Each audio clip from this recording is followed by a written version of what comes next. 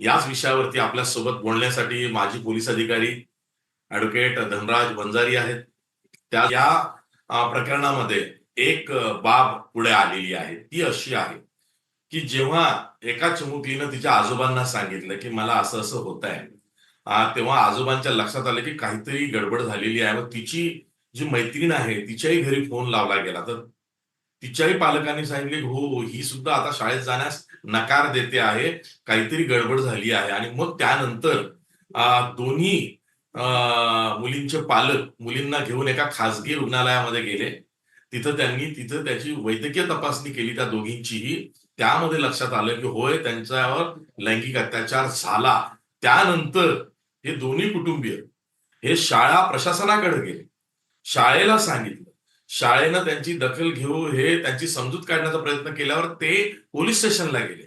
Police स्टेशनला गेल्यावरती police स्टेशनमध्ये ज्या सिनियर पी.आय. होत्या, शुभदा शितोळे, यांनी चालढकल केली.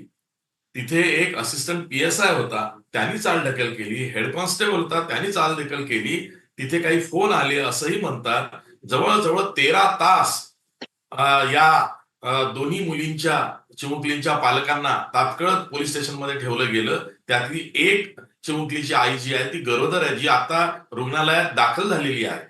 तर त्यांना तात्काळ ठेवलं. त्यानंतर जिल्हा महिला व बाल विकास अधिकाऱ्यांचा फोन आला की अहो, ही केस खूप सिरियस आहे, ते असं असं झालेलं आहे, पॉस्को अंतर्गत तुम्ही गुन्हा नोंदवा.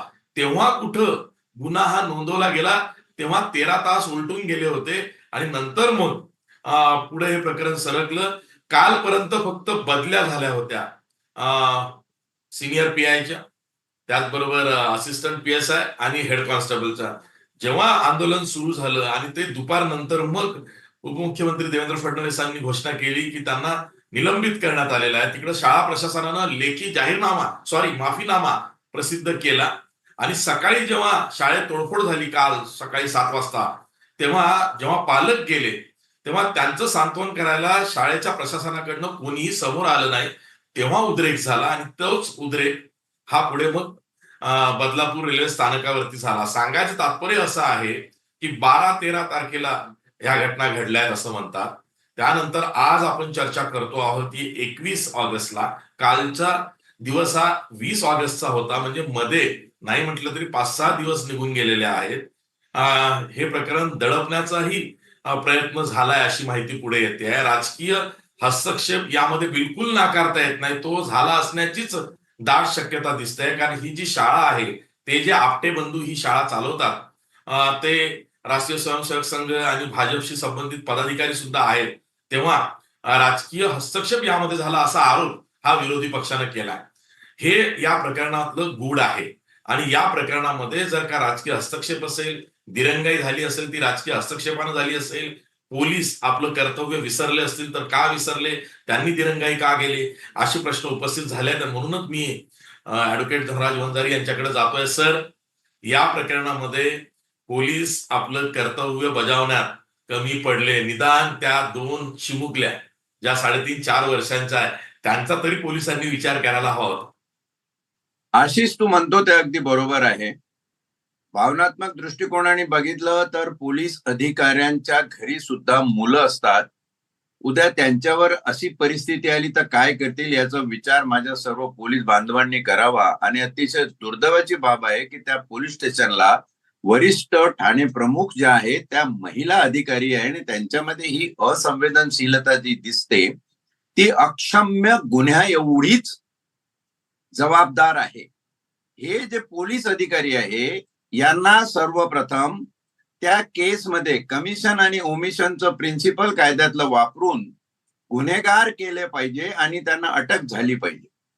आता हा सगळा प्रकार लक्षात जर घेतला तर पोलिसांवरती जी चीड आहे, काल मी काही दृश्य बघत होतो दगडफेकीची, लोकांचा पोलिसांवर जास्त रोष आहे आणि तो नॅचरल आहे. कारण गणवेशधारी शासन हे सर्वप्रथम पोलिसाच्या रूपाने लोकांच्या समोर येतं आणि तो राग त्यांच्यावर निघतो. खरा प्रश्न या ठिकाणी मुळात कसा आहे की वरवर काही न बोलता जर आपण खऱ्या अर्थाने याचा विचार केला तर ज्या मंडळींचा विश्वास राजकारणाच्या गुन्हेगारीकरणावर आहे, राजकारणाचं गुन्हेगारीकरण करूनच मुळात जे सत्तेत आलेले आहे त्याला मग पळवापळवी म्हणा किंवा घुसखोरी म्हणा किंवा खोके म्हणा बोके म्हणा, काय म्हणायचं असेल फोडाफोडी म्हणा. फोडाफोडी म्हणा, असं जेव्हा होतं तेव्हा एक समांतर बलात्कार हा होत असतो.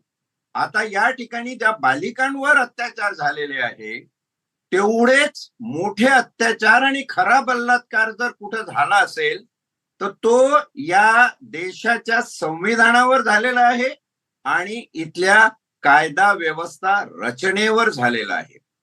तुम्ही क्रमवार अगदी बघा, पोर्शे कार ऍक्सिडेंट, अगरवाल प्रकरण, त्यानंतर मिहीर शहाचं वरळीचं प्रकरण, घाटकोपरचं होर्डिंगचं प्रकरण घ्या, त्याच्यानंतर कोयना खोऱ्यामध्येच एक प्रकरण आहे. शक्ती विधेयक हा तर एक अतिशय वेगळा विषय आहे की ज्यावेळी गृहमंत्री महाराष्ट्राचे आंध्र प्रदेशमध्ये जाऊन 8 दिवस अभ्यास करतात तिथल्या अशा तत्सम कायद्याचा आणि त्या कायद्याला मान्यता केंद्र सरकार देते, पण इथं 4 वर्ष उलटून गेले तर तुम्हाला केंद्राची मान्यता येत नाही. हे डबल इंजिन का टिबल इंजिन सरकार काय म्हणतात, हा किती या लोकांना म्हणजे निर्ढावलेपणा यांचा झालेला आहे ते लक्षात येतं. त्या पाठोपाठ अकोल्याची केस आलेली आहे, लातूरची केस आहे, त्यानंतर सिन्नरची वावीची केस आहे, नागपाड्याची आता परवा झालेली मुंबईतली केस आहे. ओळीनं जर सगळं बघितलं तर 2 गोष्टी लक्षात येतात की हे खऱ्या अर्थाने व्यवस्थेवर, कायदा सुव्यवस्थेच्या रचनेवर झालेला सर्वात मोठा बलात्कार आहे. आणि हा बलात्कार कोणाच्या रूपाने होतो? सगळ्यात आधी पोलिसांच्या रूपाने. त्यांची लिथार्जी जी या केसमध्ये दिसते, 13 तास त्या गरोदर महिलेला ताटकळत ठेवणं हे गुन्हा करण्या इतकंच गुन्हेगारी कृत्य आहे. दुसरं येतं गव्हर्नमेंट हॉस्पिटल मधले डॉक्टर्स आणि फोरेन्सिक एक्सपर्ट. आता जसं मयुरीने सांगितलं की रिपोर्ट्स आले पाहिजे, पण सर्वसाधारण जनतेला आज असं वाटतं की इव्हन फोरेन्सिक आणि गव्हर्नमेंटचे रिपोर्ट, कारण पोर्शे कार प्रकरण बघितलं तर त्याच्यामध्ये डॉक्टर आरोपी झालेले आहेत. आणि तिसरं राहता राहता न्यायपालिकेतून हा प्रश्न हे होतो की खरंच न्यायपालिकेत सुद्धा न्याय राहिला आहे का, हा यक्ष प्रश्न जनतेसमोर निर्माण झालेला आहे. ही समांतर बलात्कार यंत्रणा जोपर्यंत मंत्रालयातून बंद होत नाही तोपर्यंत हे असे गुन्हे होणं बंद होणार नाही. आणि गुन्हेगार कोण आहे? मी तर म्हणतो सर्वात प्रथम त्या शाळेचं संचालक आणि ज्यांनी एक आठवडा जवळपास हे प्रकरण निभावून नेण्याचा, काहीतरी समजूत काढण्याचा प्रयत्न केला. म्हणजे त्यांना कल्पना होती. कसली कल्पना होती? की गुन्हा तर आपण ऍडजस्ट करूनच घेऊ, पण वरती आपला बाप बसलेला आहे, त्याच्यामुळे तिथून आपण गुन्ह्याला कलाटणी आपलं काही होणार नाही. हा जो मस्तवालपणा सत्ताधाऱ्यांच्या अंगी आलेला आहे, मुख्यमंत्री आणि गृहमंत्री दोघांनीही हे वक्तव्य ऐकावं, तुम्ही त्या खुर्चीवर बसण्याच्या लायकीचे आहात का? आणि गृहमंत्री साहेब, तुम्हाला मी सांगतो की तुम्हाला गृह मंत्रालयामध्ये अतिशय प्रेम आहे. तुम्ही मुख्यमंत्री होता तेव्हा गृहमंत्री पद 5 वर्ष तुम्ही स्वतःकडे ठेवलं आणि आता सुद्धा तुम्ही गृहमंत्रीच आहात. कारनामे लोकांच्या लक्षात येत नाही असं नाही, सगळ्यांच्या लक्षात सगळं येतं. प्रश्न असा आहे की हे सगळं जाऊन जर शासनाच्याच उंबरठ्यावर थांबणार असेल तर तुमचे शासक आणि सत्ताधीश कोण आहे? तर त्यांचं गुन्हेगारीकरण राजकारणाचं होण्यामध्ये विश्वास आहे असे लोक सत्तेत आहे. हे या महाराष्ट्राच्या शिवबाच्या रयतेचं सगळ्यात मोठं दुःख आहे. राहता राहिला हा निर्धावलेपणा, याचे प्रूफ सांगण्याची गरज नाही हो, तपासामध्ये तर सगळं येईल. वामन म्हात्रे नावाचे एक महाभाग असं म्हणाले महिला पत्रकारांना की तुझ्यावर झालेला आहे का बलात्कार? ही काही भाषा, किती अशोभनीय भाषा आहे, असं कसं तुम्ही बोलू शकता? तो आक्रोश आहे, जनाक्रोश आहे. तुम्हाला जनाक्रोश जर फेस करण्याचं धारिष्ट नसेल आणि तेवढी वैचारिक बौद्धिक क्षमता नसेल तर उद्या बांगलादेश किंवा श्रीलंकेसारखी परिस्थिती होणार नाही असं कुणीही ठामपणे सांगू शकत नाही. इतकं हे सगळं सडलेलं राजकारण झालेलं आहे. असं कसं होऊ शकतं का? म्हणून आता पालकांना खरंच आहे, मयुरी सांगत आहे रिपीटेड की मुलांचे पालक, मुलींचे तर सोडा, किती असुरक्षा आहे. आणि काय करायचंय? तुमची लाडली बहीण योजना आणि बाकीच्या योजना आणि या योजना किती दिशाभूल करणार तुम्ही जनतेची? मला वाटतं शासनकर्त्यांनी, गृहमंत्री साहेब आणि मुख्यमंत्री, तुम्ही दोघांनी या गोष्टीचा विचार करायला पाहिजे. हे अराजक चिघळण्याचे खरे गुन्हेगार तुम्ही असाल. राजकारणाचं गुन्हेगारीकरण तुम्ही मंत्रालयात करता, पण सर्वसाधारण जनतेला ती पाप, तुम्ही केलेली पाप ही जनतेला भोगावी लागतात. 4-5 वर्षाच्या चिमुरड्या मुलींच्या नशिबी हे भोग आले. हे कोणाचं पाप आहे? कोणीतरी जबाबदारी घेतली पाहिजे. अहो, संविधान गुंडाळून ठेवलं, सगळ्या यंत्रणा काबूत ठेवल्या तुम्ही, पोलीस जर्जर करून टाकले, तुमच्या मांडलिकत्व पत्करलेलं प्रशासन झालेलं आहे. आणि जेव्हा असं प्रशासन मांडलिकत्व पत्करतं तेव्हा असे अघोरी कर्म होतात आणि सर्वसाधारण समाजाला त्याची किंमत मोजावी लागते. 5 वर्षामध्ये महाराष्ट्रात 20,000 अशा घटना आहेत. असे 20,000 घटना कशाला म्हणतात? एका याच्यामध्ये पिरियडमध्ये तुमच्या एवढ्या घटना होतात. काय करताय तुम्ही? कसला कायदा सुव्यवस्था? अरे, लक्ष कशात आहे तुमचं? फक्त ओरबाडण्यात आणि पैसे मिळवत आणि सत्ता काबीज करण्यात, उद्या एक दुसऱ्याचे खुणामाऱ्या करणार. या शासनाने प्रशासनामध्ये गुंड टोळ्या निर्माण केलेल्या आहे आणि हे अरुण गवळी आणि दाऊद सारखे गुंड टोळीचे प्रमुख झाल्यासारखे मंत्रालयात बसलेले आहे. आज परमबीर सिंगाचं प्रकरण घ्या, आज अनिल देशमुखांचं प्रकरण घ्या. 1.5 वर्ष माणूस जेलमध्ये जातो. विद्यमान गृहमंत्री असताना त्यांना जेल मध्ये राहावं लागतं. हे प्रकार अतिशय गंभीर धोक्याची सूचना देत आहे. शासक हो, तुम्ही प्रशासकांमध्ये गुंड टोळ्या निर्माण करून राज्य चालवण्यापर्यंत तुमचं राजकारणाचं गुन्हेगारीकरण गेलेलं आहे. हे एक दिवस समाजाला याचं महापाप भोगावं लागेल. यस, आणि दरम्यान एक अपडेट अशी आहे की राज्याच्या महिला व बालविकास मंत्री अदिती तटकरे यांनी काल ट्विटरवर अशी माहिती दिली की जोवर चौकशी पूर्ण होत नाही तोवर या आपटे बंधूंच्या आदर्श विद्या मंदिर शाळेची मान्यता रद्द करण्यात यावी. खरा प्रश्न तोच आहे. मी पुन्हा जातो ऍडव्होकेट धनराज वंजारी, माजी पोलीस अधिकारी यांच्याकडे. सर, शाळा व्यवस्थापन इतकं निर्लज्ज कसं असू शकतं की त्यांनी हे प्रकरण निस्तारण्याचा प्रयत्न आधी केला. मुख्याध्यापिकेला निलंबित केलंय, वर्ग शिक्षिकेला निलंबित केलंय, 2 सेविकांनाही निलंबित केलंय आणि तो आरोपी अटकेत आहे. एवढं झालं आहे. पण शाळेचं जे व्यवस्थापन आहे की तिथं सीसीटीव्ही फुटेज नाही आहे, जिथे कुठली अशी स्थिती नाही आहे की तिथं चिमुकल्यांची काळजी घेतली जावी. नाहीतर एका 24 वर्षाचा जो आरोपी आहे त्याच्यावर ही जबाबदारी नसती की चिमुकल्यांना टॉयलेटमध्ये ने आण कर.